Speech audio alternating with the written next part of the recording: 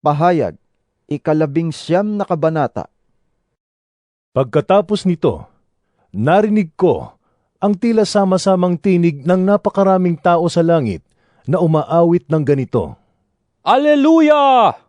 Ang kaligtasan, ang karangalan, at ang kapangyarihan ay tanging sa Diyos lamang. Matuwid at tama ang kanyang hatol. Hinatulan niya ang reyna ng kahalayan na nagpasama sa mga tao sa lupa sa pamamagitan ng kanyang kahalayan. Pinarusahan siya ng Diyos dahil sa pagpatay niya sa mga lingkod ng Panginoon. Muli silang umawit. Aleluya! Walang tigil na tataas ang usok na mula sa nasusunog na lungsod! Ang 24 na matatandang pinuno at ang 4 na nilalang na buhay ay nagpatira pa at sumamba sa Diyos na nakaupo sa trono. Sabi nila, Amen! Aleluya! may nagsalita mula sa trono. Purihin ninyo ang ating Diyos, kayong lahat ng mga lingkod niya, dakila o hamak man, kayong may banal na takot sa Kanya. Pagkatapos ay narinig ko ang parang sama-samang tinig ng napakaraming tao, parang ugong ng rumaragasang tubig at dagundong ng mga kulog. Ganito ang sabi ng tinig. Aleluya!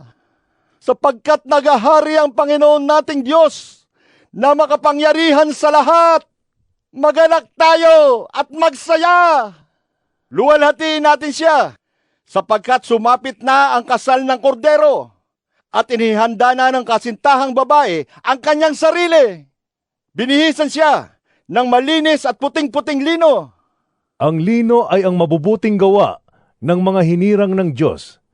At sinabi sa akin ng anghel, Isulat mo ito, pinagpala ang mga inanyayahan sa kasalan ng kordero. idinugtong pa niya. Ito ay tunay na mga salita ng Diyos. Nagpatira pa ako sa kanyang paanan upang sambahin siya. Ngunit sinabi niya sa akin, Huwag mong gawin iyan. Ako may aliping tulad mo at tulad ng iyong mga kapatid na nagpapatotoo tungkol kay Jesus. Ang Diyos ang sambahin mo, sapagkat ang pagpapatotoo tungkol kay Jesus ang diwa ng propesiya. Pagkaraan nito'y nabuksan ang langit at nakita ko ang isang kabayong puti.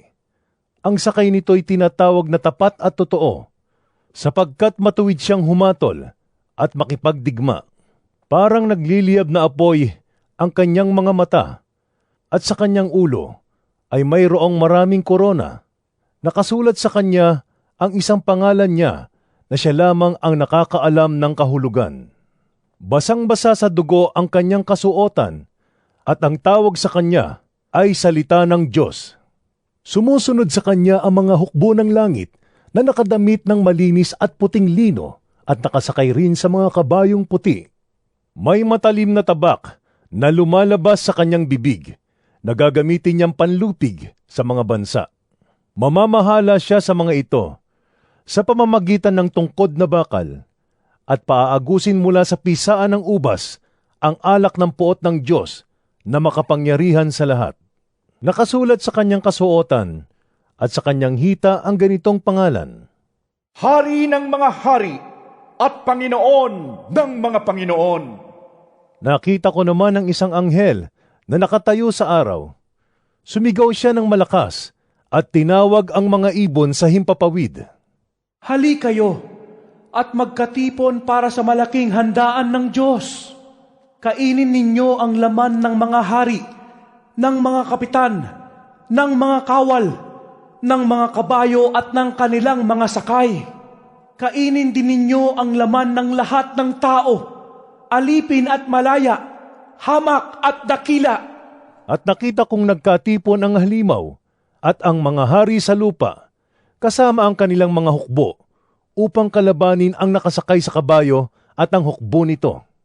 Nabihag ang halimaw, gayon din ang huwad na propeta, na gumawa ng mga kababalaghan sa harap ng halimaw, upang dayain ang mga taong may tanda ng halimaw at sumamba sa larawan nito.